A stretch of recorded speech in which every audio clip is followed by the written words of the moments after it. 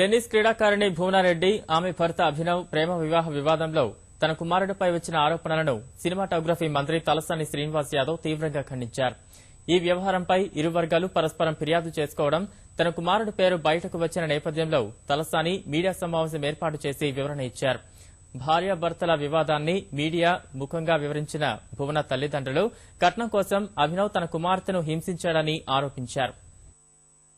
నిన్ను మళ్ళా కొడతా, ఎవడు నీకు దిక్కు అని కొట్టాడు సార్. అంతలోనే సాయి అన్న అందు నా దగ్గరికి వచ్చేసి, ఎందుకు కొడుతున్నావు, మళ్ళా నువ్వు ఆల్రెడీ కంప్లైంట్ ఇచ్చారు, మళ్ళా నువ్వు కొడుతున్నావు అని కొడితే మళ్ళా తిట్టడము కొట్టడమే సార్. సేమ్ అన్న వాళ్ళందరూ నన్ను కాపాడారు సార్, లేదంటే నేను ఆ రోజు చనిపోయావని సార్. అన్న ఫ్రెండ్స్ ఇద్దరు ముగ్గురు వచ్చి వాళ్ళందరూ కొట్టి మళ్ళా నేను కూడా కొట్టాను సార్ వాడిని. మినిస్టర్ సార్ దగ్గరికి చెప్దాము జరిగిన విషయం అని వస్తే ఇంట్లో లేరు. ఏం జరిగిందంటే ఈ ఆడియోస్, ఈ పిక్చర్స్ ఇవన్నీ చూపించి ఇట్లా అయింది సార్, నేను కంప్లైంట్ ఇచ్చాను, ఇట్లా కొట్టాడు సార్ నన్ను. ఫాదర్ వచ్చినాక నేను మాట్లాడతాను, ఫాదర్ వచ్చినాక రండి మీరు, ఇంతవరకు మీరు ఫస్ట్ పోయి కంప్లైంట్ చేయండి మీకు జరిగిన దానికని ఇద్దరిని అర్జీ పంపించాడు సార్.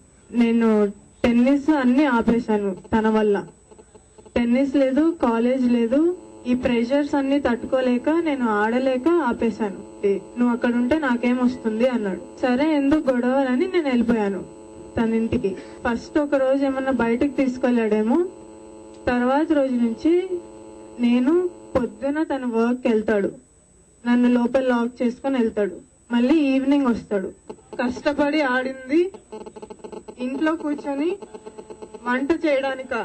కాలేజ్ కన్నా వెళ్తాను అంటే నేను ఫ్రీగా ఉన్నప్పుడు నేనే తీసుకెళ్తాను అన్నాడు. ఇంతవరకు నేను కాలేజ్ కూడా వెళ్ళలేదు. మా పేరెంట్స్ కాల్ చేస్తే కూడా ఆన్సర్ చేయకూడదు, నాకు ఆ పర్మిషన్ లేదు. తను ఎట్లా చెప్తే అట్లా నేను వినాలి. నేను అంత హ్యాపీగా లేను అక్కడ. నాకు ఎప్పుడెప్పుడు ఇంటికి వెళ్దామా అని ఉండే. మా డాడీ ఏదో ఒకటి చేస్తాడు, నన్ను ఇంటికి తీసుకెళ్లాలి అని నేను కోరుకుంటా ఉన్నాను. నాకు 3 crores డబ్బులు ఇవ్వండి, అప్పుడు భువనాన్ని ఇంటికి పంపిస్తాను అని చెప్పాడు. నేను ఇంటికి వెళ్ళినప్పుడు తెలిసింది తనకి ఆల్రెడీ ముందు మ్యారేజ్ అయిపోయిందని. ఏదైనా మంచి చేస్తే ఎంకరేజ్ చేస్తా గానీ చెడు చేస్తే ఎప్పుడు ఎంకరేజ్ చేసే దాఖలాలు ఉండవు. ఆయనను కొట్టినాయి. వెంటనే ఆయన పోలీస్ స్టేషన్ కి ఇచ్చిన కంప్లైంట్, ఈ రోజు ఇచ్చినటువంటి కంప్లైంట్, ఒక భార్యాభర్తని విడదీయవలసినటువంటి అవసరం మాకు ఉంటదా? మంత్రి గారి కొడుకు ఏం సంబంధం ఆయన చెప్పిండు ఇక్కడ. అరే మంత్రికి ఫ్యామిలీ ఉండదా? మేము సమాజంలో మనుషులం కాదా? మీరు వేయాలి, మేము తీర్చుకోవాలి. ప్రతి ఒక్కళ్ళకి వచ్చిన వాళ్ళకంతా మేము సమాధానం చెప్పాలి, ఇట్లా జరగలేదు, ఇట్లా జరిగిందని చెప్పి. నేను చేయని తప్పుకు తీర్చుకోవాలి. నా రోజు మొన్న ఇచ్చిండ్రు, నిన్న ఇచ్చి, ఈ రోజు ఇచ్చి ఏందా? కనీసం నేను బాధ్యత గల మంత్రిని, కనీసం ఇగో ఇట్లా జరిగింది అంటుర్రు, మీరేమన్నా అభిప్రాయం మీరు చెప్తారా? ఏమన్నా మీ క్లారిఫికేషన్ ఇస్తారా? ఏది లేదు. కాబట్టి మీ అందరికీ నేను దండం పెట్టి ఒకటే చెప్తున్నా, ప్రపంచంలో అందరికీ పేర్లుంటాయి.